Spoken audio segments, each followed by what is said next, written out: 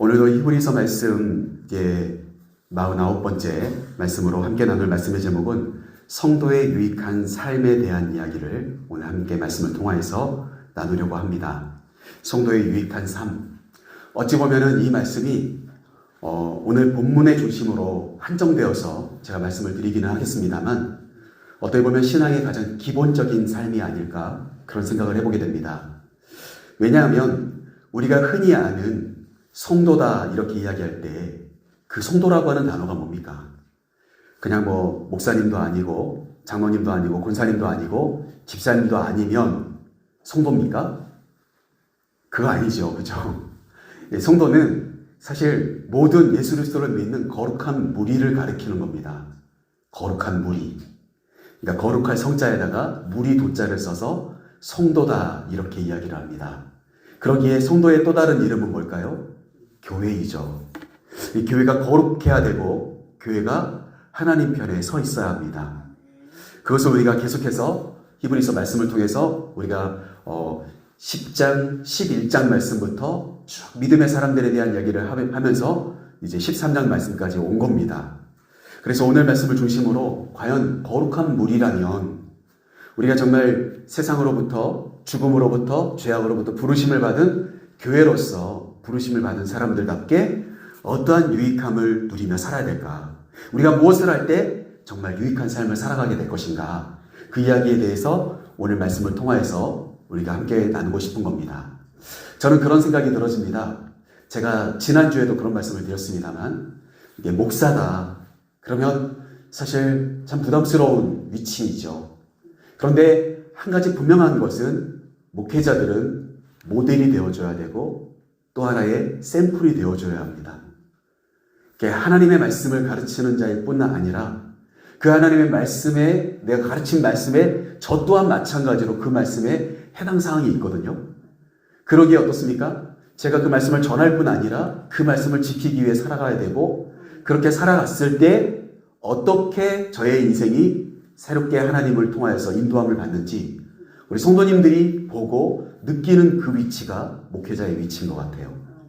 그러면 달리 말해보면 목회자만이 아니라 성도다, 교회의 성도들이다 이러면 예를 들면 이렇죠. 지도자교회 다니시는 분이다 이러면 그 순간만큼은 여러분이 그 이야기를 듣는 그분이 지도제일교회 대표 선수인 거예요. 여러분 이해되십니까? 예를 들면 학교에 예를 들면 우리 지명고등학교가 있어요. 우리 지명고등학교에 다니는 학생들 중에서 지도제일교회 다니는 학생 손 들어봐 그랬을 때 손을 들었단 말이에요. 그러면 그 순간 그 학생들은 그냥 학교 다니는 학생이 아니라 지도제일교회 다니는데 지명고등학교 다니고 있는 학생인 거예요. 그러니까 어떨까요? 단순히 학생이 아니라 교회를 대표하는 학생이 되어지는 거예요. 그러니까 어떨까요? 성도다 이렇게 부르심을 받을 때 여러분 그게 참 부담스러운 칭호라는 것을 저와 여러분이 알아야 합니다. 거룩한 부담감이 있어야 된다는 거죠. 내가 성도라면 거룩한 무리 안에 들어가려면 내가 이 순간 이렇게 말하면 안 될 텐데 이렇게 행동하면 안 될 텐데 라고 하면서 우리의 마음이 가다듬어져야 된다는 거죠. 여러분 그래야만 어떨까요? 오늘 말씀의 제목이 이루어지는 거죠. 성도의 유익한 삶이 이루어지는 거예요. 성도는 성도인데 그 성도라고 하는 것이 도리어 화근이 되어지면 안 되잖아요. 저와 여러분의 삶 가운데 유익한 점이 있어야 될 거 아니겠습니까? 그죠? 교회 다니시는 분들이기 때문에 남들 정말 발 닦고 TV 리모컨 돌리고 있을 이 시간에 오셔서 함께 말씀 듣고 기도하셔야 되는데 이게 유익하셔야 될 거 아니겠습니까? 그죠? 그러기 위해서 어떻습니까? 오늘 말씀에 무엇을 통하여서 저와 여러분이 성도로서 유익한 삶을 살아갈 수 있을까? 그 이야기를 크게 저는 3가지 정도로 말씀을 전해드리고 싶습니다. 먼저는 성도로서 유익하기 위해서 우리가 해야 될 것이 있는데 그 말씀이 바로 16절 말씀에 잘 나와 있습니다. 우리 16절 말씀을 같이 한번 읽어보겠습니다. 오직 선을 행함과 서로 나누어 주기를 잊지 말라. 하나님은 이 같은 제사를 기뻐하시느니라. 아멘. 여러분 성도라고 하는 위치는요. 세상 사람들보다 정말 좋은 위치라고 하는 것을 우리가 발견해야 되는데 그건 뭐냐? 하나님을 기쁘시게 하는 자들이라는 거예요. 저와 여러분이 믿음을 가지고 하나님께 찬양하고 기도하고 말씀을 읽고 이렇게 영적으로 살아가려고 할 때 하나님은 어떨까요? 기쁘시죠. 왜 그럴까요?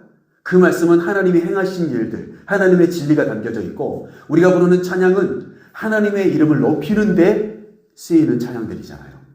그러니까 어떨까요? 하나님이 기뻐하시죠. 한마디로 말씀드린다면 예배를 드리는 자는 하나님이 기뻐하시는 자다. 오늘 그렇게 말씀드리고 싶습니다. 오늘 그래서 이 저녁에 잘 오신 거예요. 예배 드리러 오셨잖아요.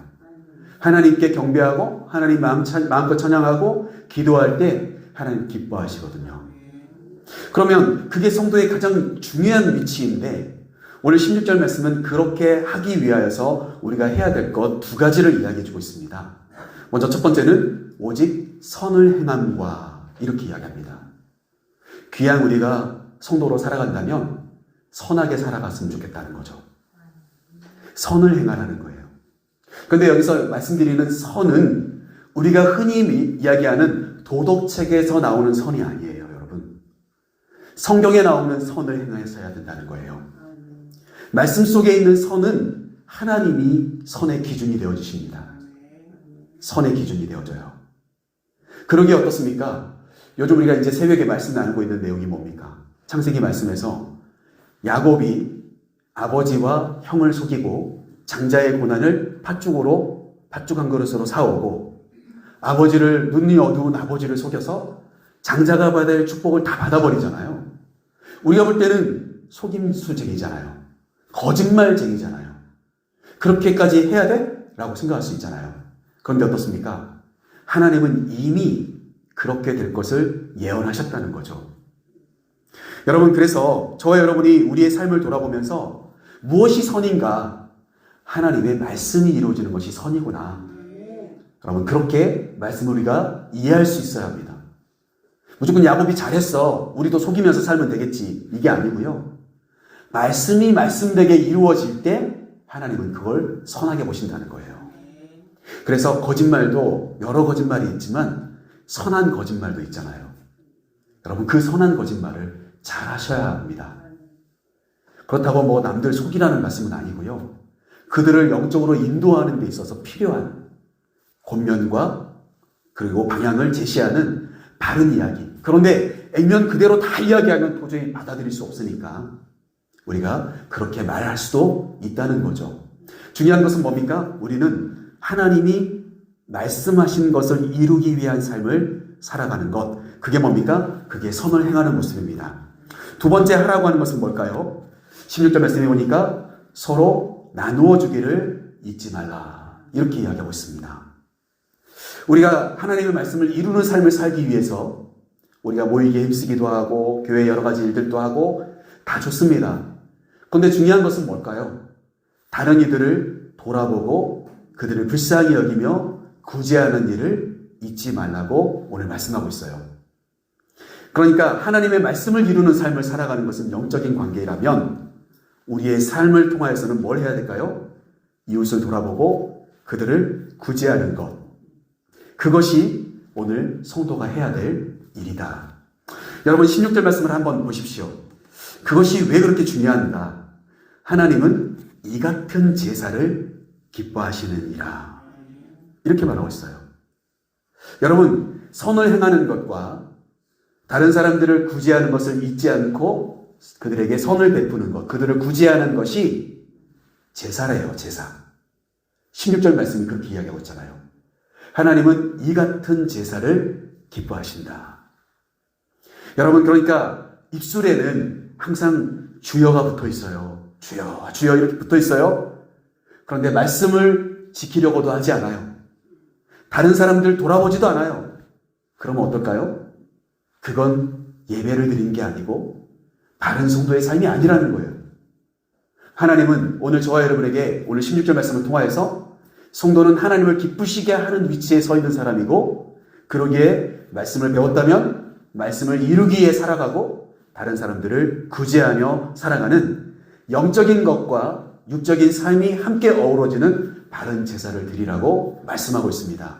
그 삶을 살아가는 자가 될 때 진짜 성도가 되어지는 것이고, 그리고 하나님이 기뻐하시는 삶을 살아가는 모습이다. 그렇게 오늘 이야기하고 있다는 사실이죠.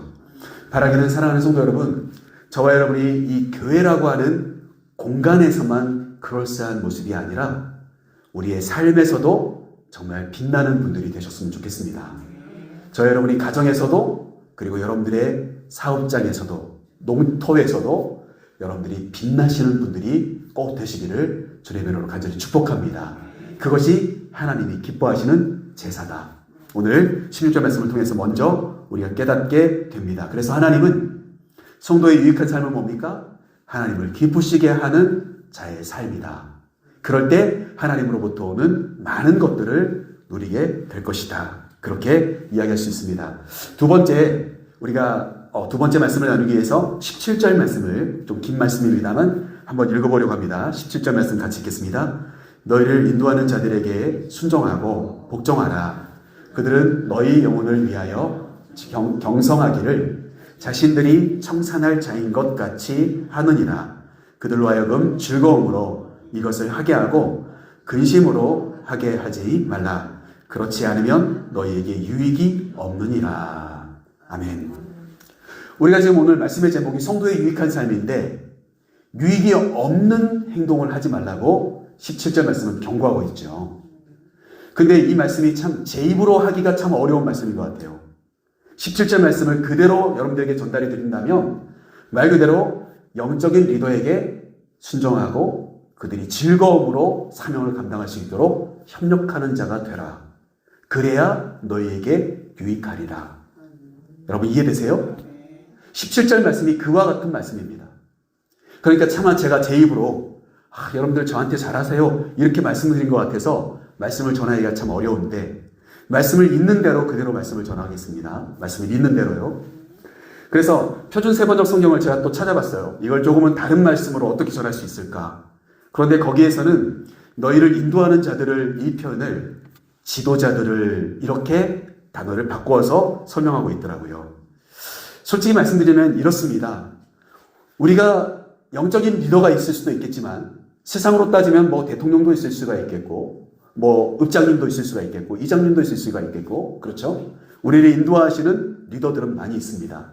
그런데 여러분, 이 말씀 자체가 가는 곳이 어디입니까? 초대교회잖아요.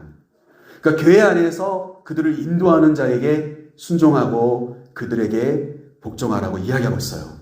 그러니까 결국 이것은 영적인 리더를 가리키고 있는 것이죠.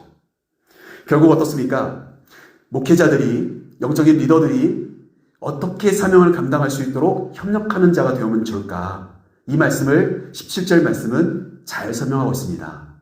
여러분 한번 보시죠. 이 말씀은 사실 여러분들에게만 해당되는 게 아니라 이 말씀을 듣는, 또 이 말씀에 순종해야 될 대상이라고 할 수 있는 영적인 리더들도 이 말씀을 다시금 잘 살펴야 될 부분이 많습니다. 이렇게 정리해 볼 수가 있습니다. 왜 그들에게 순종하고 복종하라고 합니까? 단도직입적으로 말씀드린다면 17절 말씀에 이렇게 설명합니다. 그들은 너희의 영혼을 위하여서 경성하고 있다고 이야기하고 있습니다. 그들은 교회의 성도들의 영혼을 위해 깨어있는 자들이라고 이야기하고 있어요. 그러기에 그들에게 순종하고 복종하라고 이야기하고 있는 겁니다. 여러분, 여기서 두 가지 조건이 함께 어우러져야 돼요. 영적인 리더들은 깨어 있어야 돼요. 자신의 유익이 아니라 성도들의 영혼을 위하여 깨어 있는 자가 돼야 된다는 거예요. 그러기에 27절 말씀은 무조건 무턱대고 성도들에게, 목회자들에게, 내지는 영적인 리더들에게 순종하라고 말하고 있는 게 아니라는 거예요. 성도들을 향한 목회자들의 입장은 뭐냐? 그들의 영혼을 위해 깨어있는 자가 돼야 된다는 것. 그러지 않으면 이미 영적인 권위가 없는 자라는 거예요. 그것을 이 말씀을 통해서 먼저 알아야 합니다. 그런데 만약 정말 여러분들이 생각할 때, 여러분들이 이제까지 지내왔던 목사님들 중에 정말 영혼을 위해서, 성도들의 영혼을 위해서 깨어있는 목회자가 있었는데, 그런데도 불구하고 내가 사사로운 감정 때문에 순종하지 않고 도리어 말씀도 들으려고 하지 않았다면 여러분 회개하셔야 합니다. 회개하셔야 돼요.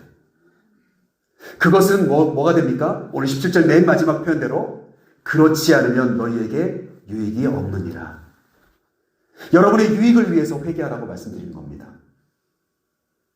정말 영적으로 깨어있는 리더가 있었는데 교회 성도들이 사사로운 감정으로 그를 대한다든지 여러분들의 유익을 위해 그를 소멸시키기 위해서 살았다든지 그렇게 해왔다면 여러분 회개하셔야 된다는 거예요.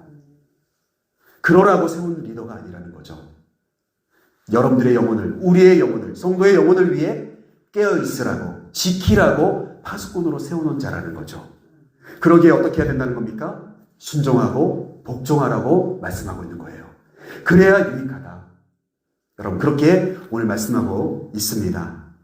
사랑하는 성도 여러분, 그래서 오늘 17절 말씀에 아주 중요한 표현이 하나 나오는데 이런 표현이 나옵니다.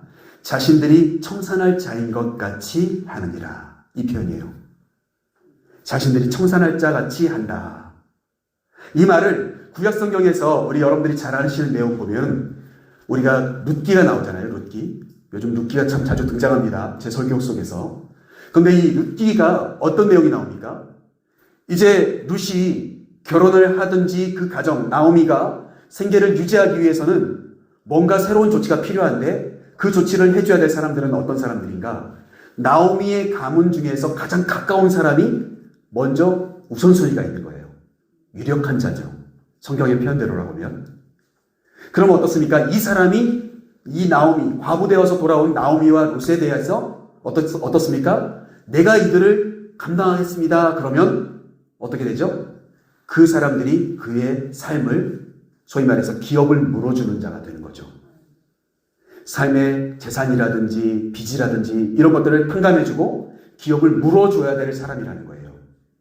가장 가까이에 있는 친척부터. 그런데 보아스는 가장 가까운 친척은 아니었지 않습니까? 여러분들도 다 아시는 내용이에요. 그래서 어때요? 룻을 데리고 올 수가 없어요. 바로 룻과 결혼하고 싶어도 할 수가 없고요. 나오미의 가정에 뭔가 행사할 수 없어요. 물질이 아무리 많다 해도 물질로 거기에 후원하고 막 대놓고 그 가정을 내 가정인 것처럼 그렇게 받아들일 수가 없는 상황이에요. 왜냐하면 가장 가까운 친척이 따로 있었기 때문에. 그 사람이 이것을 하지 않겠다고 해야만 보아스의 순서가 돌아오는 것이었죠. 그런데 어떻습니까? 신발을 벗어주죠. 여러분 성경에 보면 나오는 이야기입니다. 이 말은 뭐예요? 나는 나오미와 롯의 가까운 친척인데, 가장 가까운 친척인데 나는 그들을 협력하지 않겠어.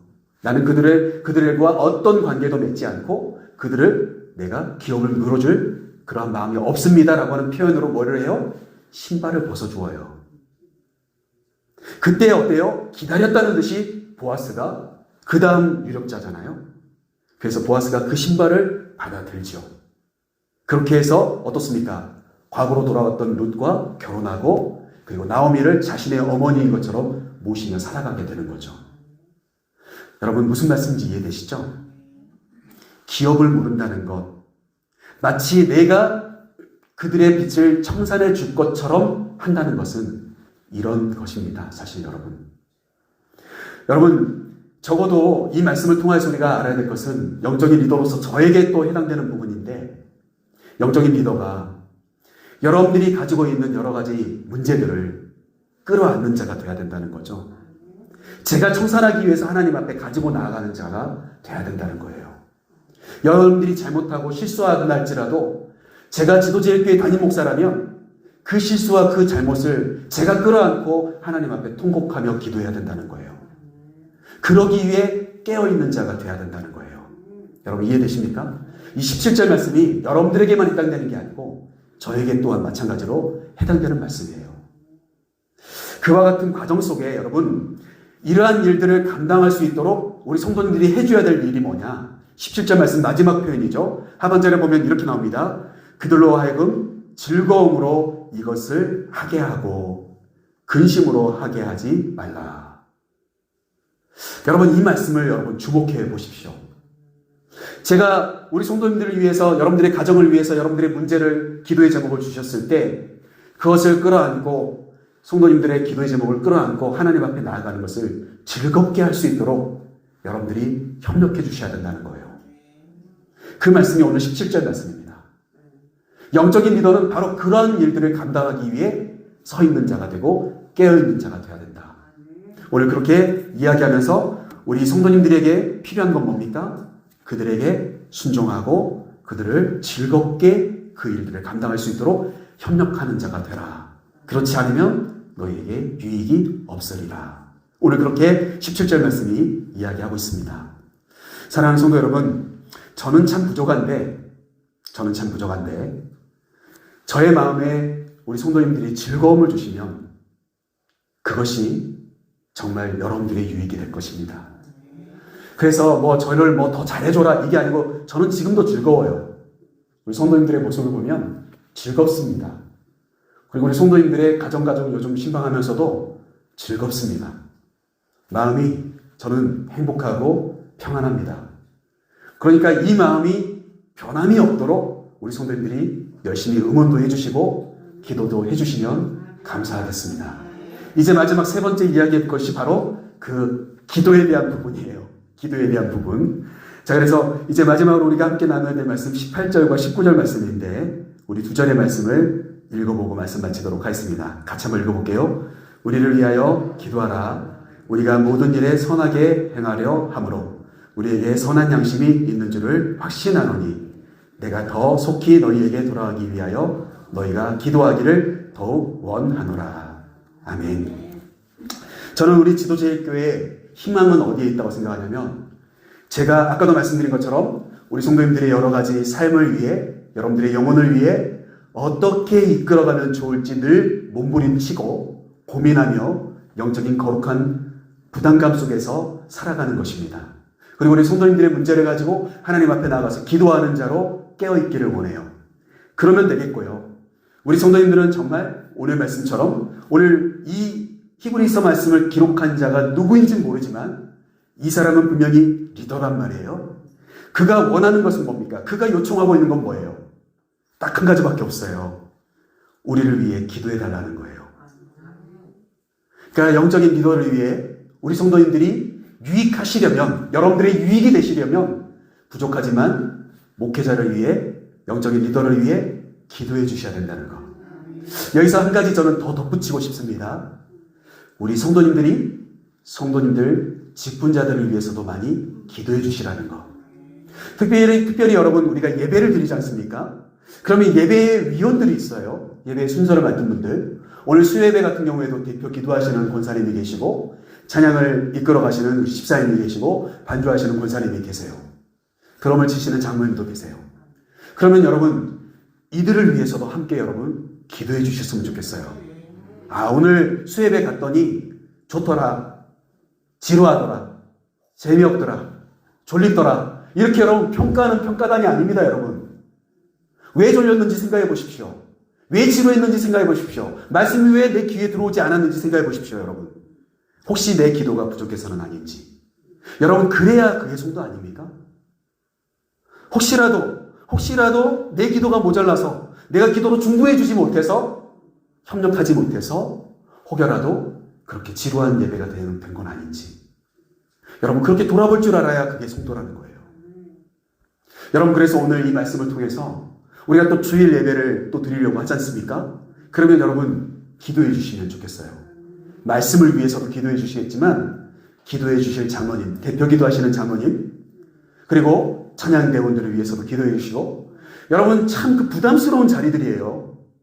여러분 앞에 서서 마이크를 대고 기도한다든지 서서 찬양을 부른다든지 설교를 한다는 것이 두렵지 않고 떨리지 않으면 더 잘할 텐데 떨리고 두려우니까 실수하기도 하는 거거든요. 제가 어제도 솔직히 그렇게 우리 또 모 권사님한테 그런 말씀을 드렸습니다만 저도 안 떨면 더 잘할 자신이 있거든요. 근데 항상 서면 긴장이 되어져요.